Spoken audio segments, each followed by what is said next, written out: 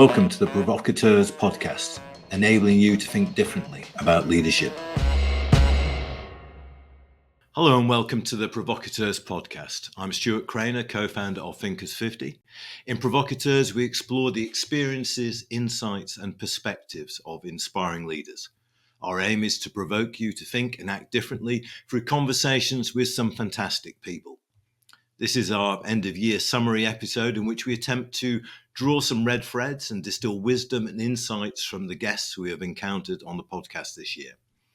This is a collaboration between Thinkers 50 and Deloitte.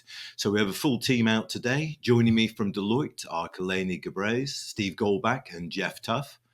Kalani is the Vice Chair and US Life Sciences and Healthcare Industry Leader at Deloitte. Steve leads Deloitte's sustainability practice in the US, and Jeff leads Deloitte's sustainability work globally in the energy and industrial sectors. Jeff and Steve are the authors of two best-selling books, Detonate, which came out in 2018, and Provoke, which inspired this series. And joining me from Thinkers 50 is my fellow co-founder, Des Dearlove. So, Kalani, Steve, Jeff and Des, we have quite a job on our hands. Our episodes in 2024 featured Amy Chang, Marcus Collins, Neri Karra Sillaman, Jeff Wetzler, Dane Jensen, Atif Rafiq, Andrew Winston, Paul Polman and Lisa McKnight. Some brilliant discussions and insights. So what have we learned? What are the highlights and how have you changed your own thinking and behavior as a result of our discussions? Let's begin with what were the highlights for you? Kalani, perhaps I can start with you. What were the highlights? Stuart, I would say there are three things that really jumped out at me as I thought through kind of what were the themes that came out of the conversations that we had. And one was the power of the collective, right? So whether it was Paul talking about collective leadership and how if we really want to be impactful, that we have to come together in a cooperative leadership, or Andrew talking about collective courage, and then Marcus using a slightly different language, but saying cultural contagion and how that can drive behavior. That was a core theme that came out. Second theme that jumped out at me was that adversity could actually be a fertile ground for new insights and strength. And so that was Dane talking about the third factor, which, after nature and nurture, it's our disintegration that allows us to become something bigger than we are. Neri talking about her personal experiences as a refugee and seeing discrimination to build new businesses that ran differently. And Lisa thinking about how you reframe a brand that maybe had lost its power, right? But it's coming out as something new and better because of adversity.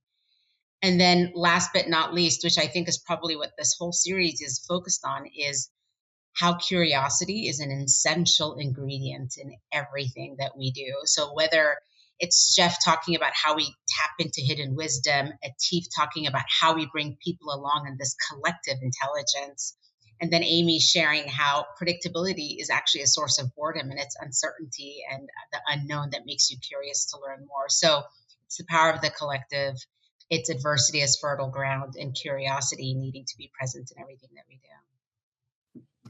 do. Brilliant, Kalani. I like Marcus Collins had a phrase which he stole from Durkheim, the sociologist, collective effervescence. Yes. That was real. That did stick in my mind. A really, really nice. I have no idea really what it means, but it feels nice. It's nice to say too. Yeah. Jeff, what were your highlights? When I went back through the episodes, I ultimately came back to the core theme that each one of them talked about the individual in some way. And it's interesting, Kalani, to hear you talk about the collective as one of your big themes. I really focused on the individual, and maybe that suggests a couple of things. Number one, that there are really multiple different ways to interpret the comments and the input of each one of our different guests.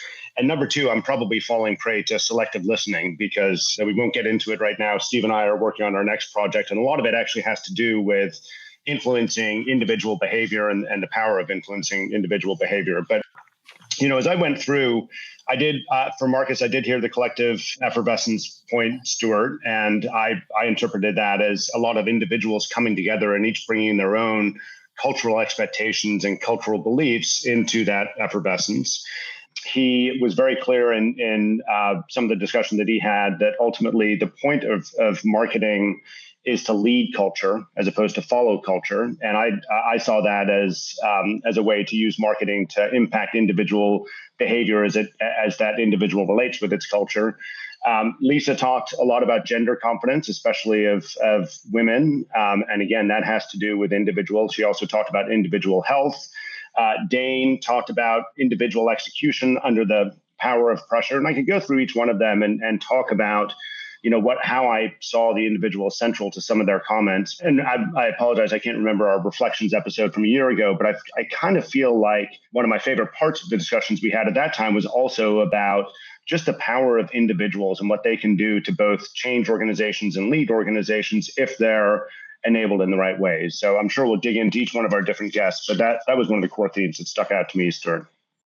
Yeah, I think Dane Jensen, the third factor was, so there's nature, nurture, and the third factor is the role we play in our own moral and emotional growth. And that stuck with me. You were actually making decisions. Absolutely. Des? So many great episodes. I thought this particular year, this particular batch. Andrew Winston was brilliant, talking about what it means to be net positive and the latest trends in sustainability, a topic I know is close to Jeff and Steve's hearts. I thought Amy Chang was brilliant, talking about the challenge of moving from the sort of comfort zone of a big company like Google to starting her own AI business. And I liked her philosophy based around transparency and the no assholes policy. I thought that kind of stuck in the memory. Lisa McKnight. I think we all like that one, Des. I think that's a good rule for this podcast too.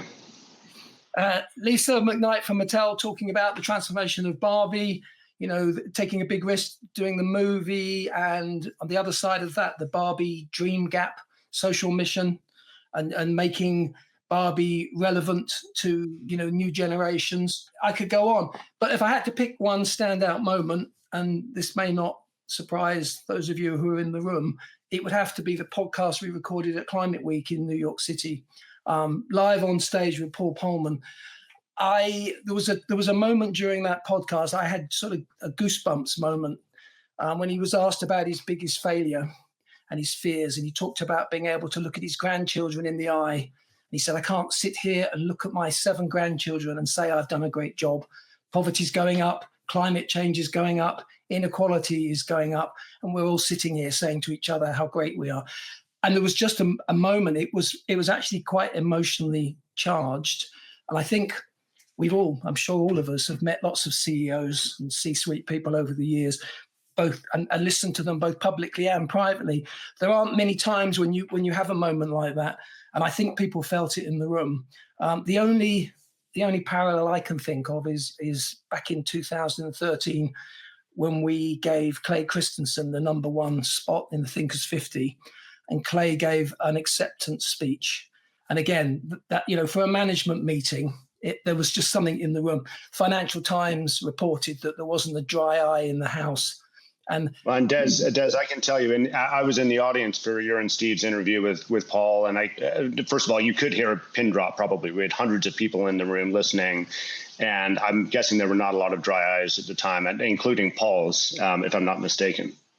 Yeah, no, it was a special moment. It was a special man, a special leader, but it was a special moment. So that I have to say that was probably my standout moment. And sorry, Steve, if I beat you to it there. It's totally fine. There is the benefit and the drawbacks of going last in these things, but certainly that was one of my personal highlights of 2024. This podcast and in general, we had a chance to speak to so many terrific leaders. And I think, if I'm building on that highlight, Des, the thing that all of these leaders, I think, brought to the table was a humility and an appreciation for what it is to be human. And they're each in their own unique way. So whether it's Jeff's book, where he talks about the importance of just asking questions, being curious about other people around you, not assuming that you understand the world as you see it, that actually the power of the question, whether it's Amy and talking about the role of herself and the juxtaposition of flying back from a board meeting on a private jet to her startup and then cleaning up leftover sushi for the team because someone had to do it. And, there wasn't anybody else to do it. So she did it. And just sort of the selflessness of that leadership. And, all of what Mark has taught us was about understanding the nature of humanity. The other theme that I wrote down, two other words, was communication and candor. And all of these leaders exhibited a willingness to be candid about the problem. So whether it's Lisa in talking about the challenges that the Barbie brand was having and willing to lean into that, as opposed to shy away from it and having those difficult conversations about what we're going to say, whether it's Andrew Winston talking about his own challenges personally and how that's fed into his reflections about the climate and his courage to talk about that. There's just so many stories across this group of just terrific humanity, clearly with Neri and her backstory, as well. But what I felt like kind of cut through every single one of our leaders was the ability to very simply communicate a core idea. And there's something really powerful about the ability to just say something in very simple terms that galvanizes the people around you to take action. None of these leaders said it was them. They all gave lots of credit to everybody else. But in my view, as experiencing the story, their ability to garner that support was a testament to their ability to communicate about the challenge they were facing and what it was going to take to solve that particular challenge. Do you think perhaps it's a self-selecting group? Do you think you talk about there, Steve, about leaders displaying humility and being candid, which are not things we've traditionally expected of our leaders, certainly in my lifetime. Are the leaders really changing? Is there a sense that this is a genuine change in leadership, do you think? I have a view, and we wrote about it in Detonate, that we wish that leaders were much more agile with their ideas and willing to change their minds with new facts and data and learning brought to the table. It's kind of, I think, a very outdated model of leadership where the leader has all the answers, the leader knows everything, and every original answer the leader's ever had is correct. I'd much rather personally, run through fire for a leader who's willing to acknowledge when they've made mistakes, when they've learned, and how they've changed. I don't know, Kuleni, it looked like you wanted to come in. What do you think? No, it's interesting is what jumped out at me also, and this is primarily even in the conversation you all had with Paul, is that leaders do actually want the right things, but sometimes they get stuck in short-term thinking instead of thinking about a broader term impact. And so when you think about the model that Milton Friedman brought in around really just focusing on the shareholder versus understanding the total impact on all the stakeholders, then that takes the CEO, the leader who wants to do good, narrowing their aperture and their criteria for decision making to actually drive to false choices. So, Steve, I agree with you on the humility, the humanity, and the courage that they all had. But I think what distinguishes those that are really making change and having a net positive impact are the ones that can maintain purpose at the center of what they do, really focus on creating value and measuring that value through a stakeholder and a longer term lens. And personally convey it, Kuleni, I think, and because I couldn't agree with everything you just said more, but one thing that we heard from multiple of our guests and Atif most explicitly, I think, is that the leadership today is about personal engagement with individuals in the organization. It's not about, setting strategy at a high level and expecting others to go and execute on it. Yes, there is some of that. You need to hold people accountable for it. But, the individual engagement and the willingness to work at the individual level to help people get their jobs done is something we heard time and time again. And we heard stories from every single one of our guests, I think, about the way that they've done that in their organization. And if you think about the caricature of a C-suite executive from even 2-3 decades ago, that's not what they did. In fact, a lot of the time, you didn't see the CEO if you worked at a Fortune 500 company. You maybe have heard of them and maybe read something in one of their analyst days, but you certainly never caught sight of them. And that I do think is changing. Back to your question, Stuart, are we seeing a different face of leadership today? I think we are. Mm. No, I think that's interesting. The other thing that I thought that stood out for me when Paul was talking, when he talked about leadership, is about working not, I think he said, not in the forest, but on the forest. It's about defining the boundaries. And when he kind of pretty much abolished quarterly reporting in the first sort of day he was in the job, and people said that was really brave. As I recall, he said, all I was doing was moving the boundaries so that people could behave properly. What he was doing, in other words, he was reframing the situation. And I think that's a key part of what leaders do. I mean, he also said that, leadership's very simple. The more you invest in other people, the more they will invest in you. And that's not rocket science. I think we sometimes, lose our way and get sort of carried away with leadership theories. It really is a human connection thing. Yeah. One interesting thing, and Stuart, you may have wanted to take us in a different direction, but there was definitely a theme this year and in the previous year as well of people who have been very successful in their individual endeavors or in their startups, having come from big corporations and either learn things they liked or learn things they didn't like and applying them differently. And I mean, I jotted down some of the companies that we had represented in this year's guest list. There are some really big, really impressive companies that are represented amongst our guests. I mean, we've got Viacom, we've got Nike, we've got Apple, we've got AMD, we've got eBay, Google, Yahoo, McDonald's, Nestle, Unilever, obviously. I mean, these are big scaled companies who have established ways of working and established management systems that people passed through them and came to understand what amongst those worked well and which ones didn't. And when they started up their own companies and when they went off into the world to do their own things, they did it their way. I think we should salute Kalani because she quoted Bob Marley. She was the first person to quote Bob Marley in this podcast. Was that a highlight for you? Yeah, that was a real highlight. But you don't know how many Grateful Dead quotes I've thrown in here, and they've all just gone overhead. But you never know how strong you are until being strong is your only choice. Bob Marley said, and that was in the episode with Neri Karra Sillaman, and I think it was a really, really, really good quote, and it was absolutely to the point. But it's that strength and resilience, isn't it, which Neri was talking about, Kalani? Absolutely, and I think that resilience actually ties, Jeff, what I was saying from the collective and the power of the collective, but then the power of the individual, right? So as you've mentioned, each of our speakers did make a set of intentional choices about how they wanted to show up.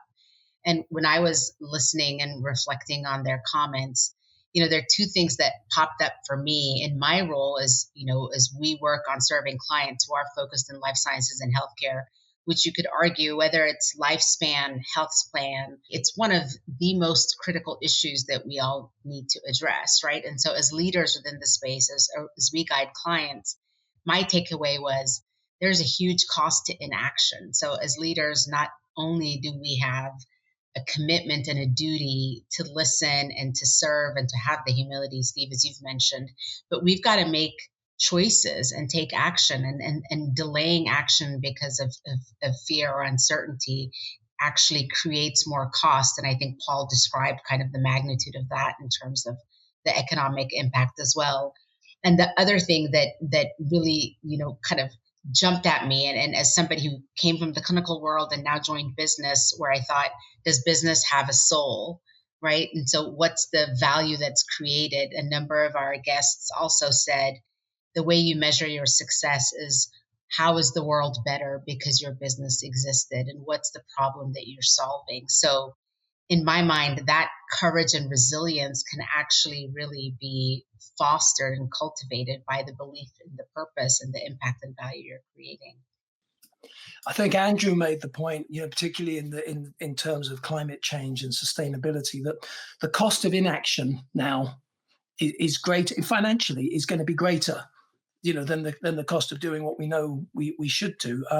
And that there's a very strong economic case. Maybe it's not being made even yet as strongly as it should be. But I think we've reached that point where, it's not even about courage. It's just economic common sense. I think that's where some of the leaders that we've had on actually have used the power of their position to frame the conversation where that inaction becomes evident, right? I think that I think that what we've observed across all our guests is that they inherit a landscape where the cost of inaction to some extent, or the risk of not acting, is hidden. And what they do is they change the management systems, they change the landscape in a way where there is incentive to behave to solve that longer term problem in the short term. And I think as we start to look at leadership in the future, we'll naturally see the leaders who have been the most impactful will be the ones that have been able, like Paul with annual, with guidance to the street, or with other factors, tweaked what they've done, inside their organization to change the way people view their success. And I think that we'll have to do that with climate change. We're going to have to make compelling arguments that it's just better because the alternative is weaker. And we have to do it against a case where people's natural tendency is just to extend what they're doing into the future, as opposed to imagining the possibilities that could be. And I think we heard pretty clearly from Andrew that's not necessarily going to happen automatically. Like we're not just going to be able to accomplish these hard things because the economic argument becomes clearer, because the entire organization gets on board. It does require someone to put forward some personal courage and to say the hard things about the realities of our company that may not be what conventional wisdom would suggest they are, and therefore lead to collective courage and collective action. But someone ultimately has to be the catalyst for that movement. And I think we heard from a lot of our guests that that's a role that they themselves played. And the importance of narrative. I mean, that was one of Andrew's big messages, I think. The collective narrative that we accept and that we manage to weave is very powerful in this situation. We have to change the narrative. And that's what I think, to Steve's point, I think that's what these people are doing, is they are reframing, changing the boundaries around things and changing the narrative. Neri Karra Sillaman talked about making sustainability desirable. That's what her company was aiming to do. Yeah. Which is good. Did we talk enough about AI? Because looking through and listening to the episodes, there's not much talk of AI, is there? Atif Rafiq was the first chief digital officer of McDonald's, and AI was mentioned along the way, but. Well, it's an interesting point, Stuart, because I think you are right about that. In our conversations and the things that we ultimately took away from each of our different guests, it was much more about human interaction and changing behavior and human engagement. And, Jeff Wetzler in particular, I think really dove deep on what it means to have a true human interaction, not withhold information from others, understand where others are coming from in order to enable change. Jeff, I would agree with you. While Atif talked about AI, his actual secret sauce, secret ingredient was that he did the upstream work, right? And so it's thinking about how do you actually define the issue that you're really problem solving for and bring people along and being curious enough to ask the questions to get that collective intelligence to then make the decisions that you need to. One of the things that really struck me in his interview was he said, start where people already are.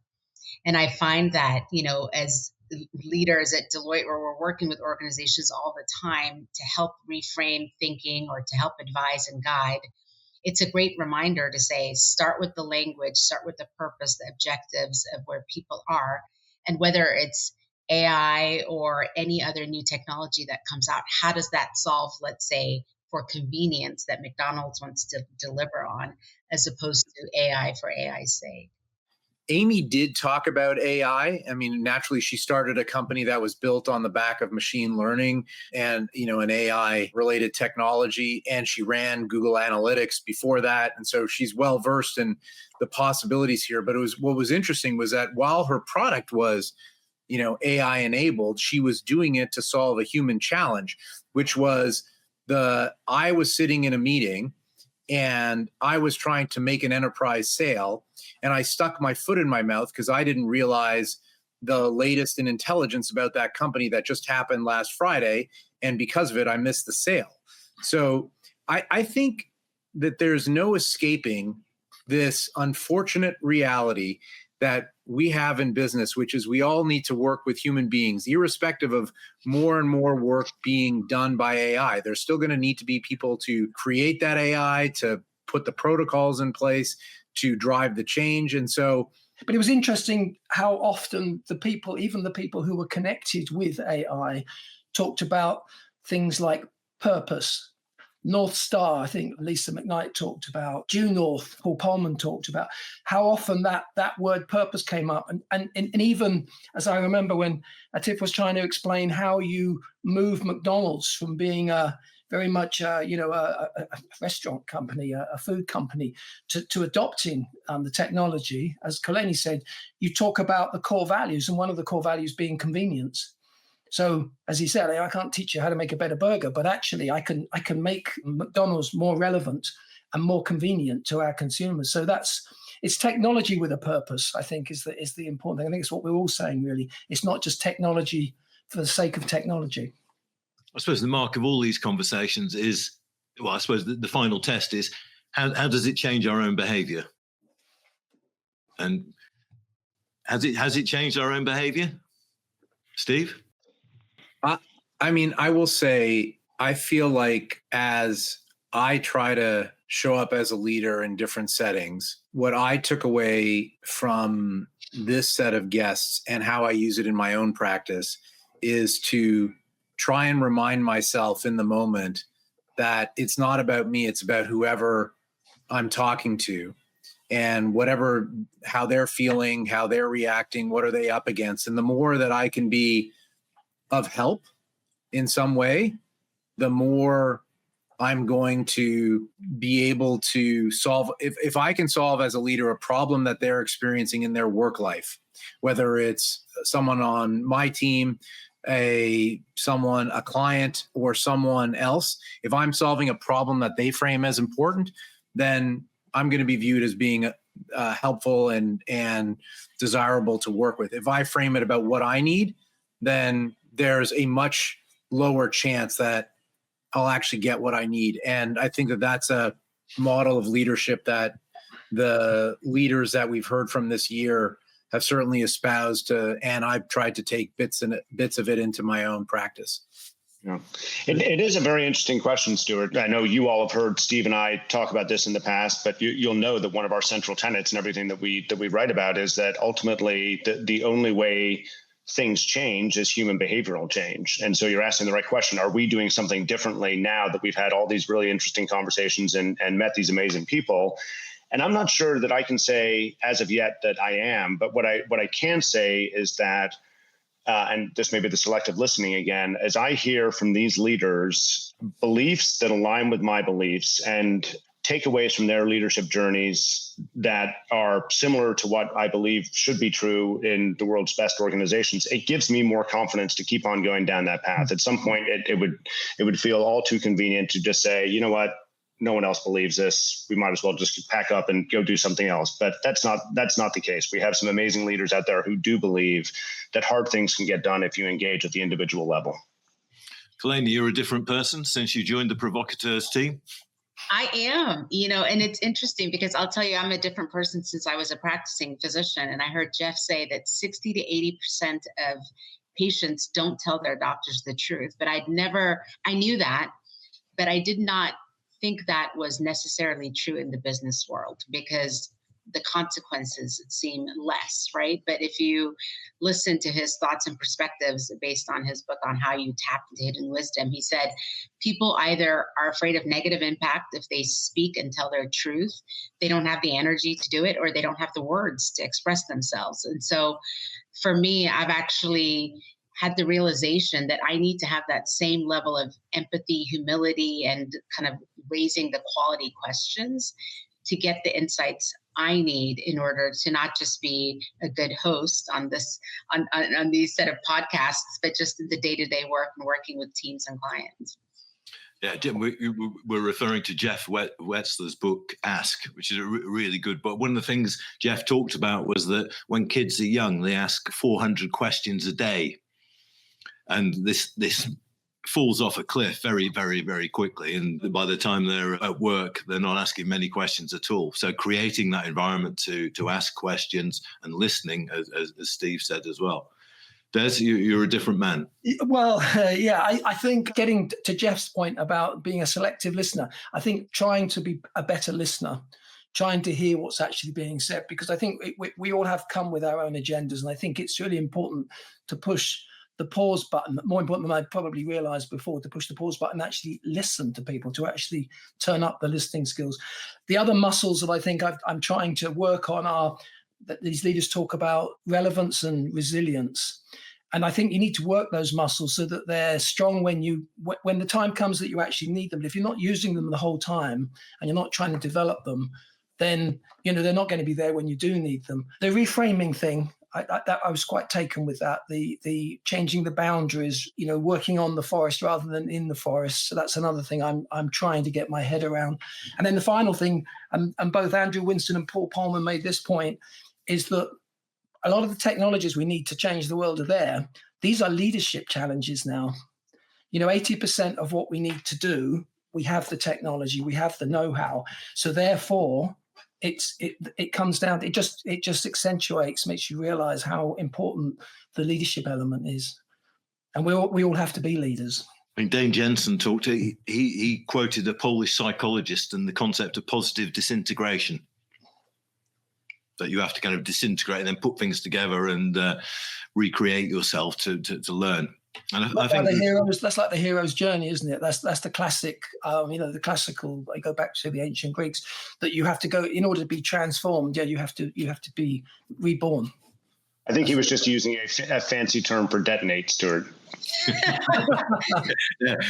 Aren't we all we're all seeking fancy terms to describe the work you and Steve have already done. Well, we appreciate that. So, but Stuart, I would actually, just in the moment of courage also, and at the risk of perpetuating a stereotype, I would say Neri also made me think, as a person who identifies as going from refugee to fashion, really thinking about overconsumption and just taking what already exists and making sure we're not, as consumers, advancing and propagating kind of the overborrowing and overproduction that is a result of overconsumption. So I will say I've spent fewer dollars on my credit card on fashion that I don't need over the last calendar year since talking with her. To be honest, I've been doing that for years. We're out of time. A final word, Steve. I've got a list of some of the people we've featured in this podcast series: Shelley Zalis, Dambisa Moyo, Julie Carrier, Valerie Rainford, Bob Lefkowitz, who's Nobel Prize winner, Charlie Kamada, astronaut, Annie Duke, poker champion, Kim Scott, Maura Aarons Mele. Is there a link? Is there one word that sums up this amazing? Dare I say provocateurs, but that would be far too simple, because I would say that we've had appropriate. It's funny, Stuart. I'm not going to directly answer that as usual, but I'll answer it with like something that I've been thinking about.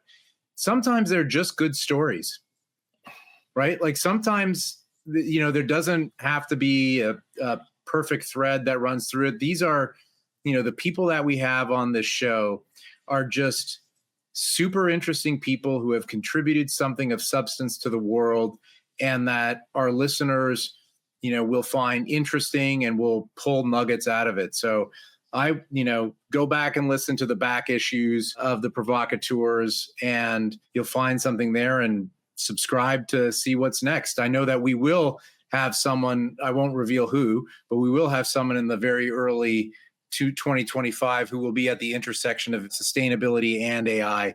And so I think that will be certainly very topical in the moment.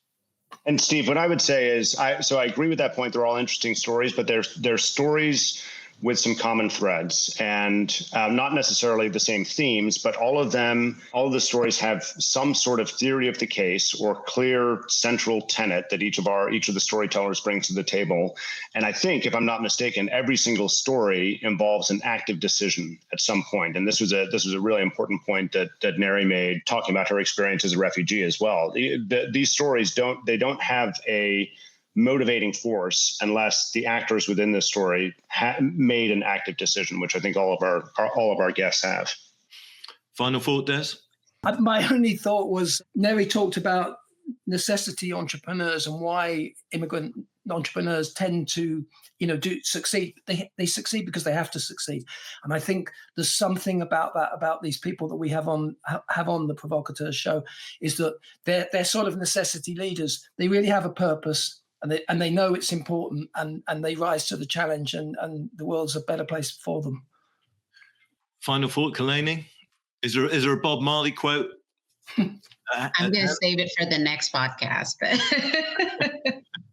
but I will give you an Angela Davis quote, which is, she said, "I used to accept the things I cannot change, and now I change the things I cannot accept."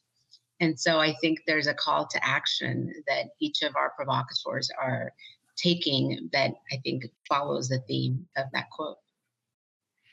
Brilliant. We're out of time. Thanks, Des, Steve, Kalani, and Jeff. Thank you to everyone who has joined us in 2024. We had some great guests there. All the previous episodes are available. Thank you to all of our guests and everyone who's listened to the podcast. We really appreciate your support and feedback. We are making plans for a lineup over the next year and beyond, so stay tuned for some fantastic guests and brilliantly provocative conversations during the year. Thank you from us all. This podcast is part of an ongoing series of interviews with executives. The executives' participation in this podcast are solely for educational purposes based on their knowledge of the subject, and the views expressed by them are solely their own. Podcast should not be deemed or construed to be for the purpose of soliciting business for any of the companies mentioned, nor does Deloitte advocate or endorse the services or products provided by these companies.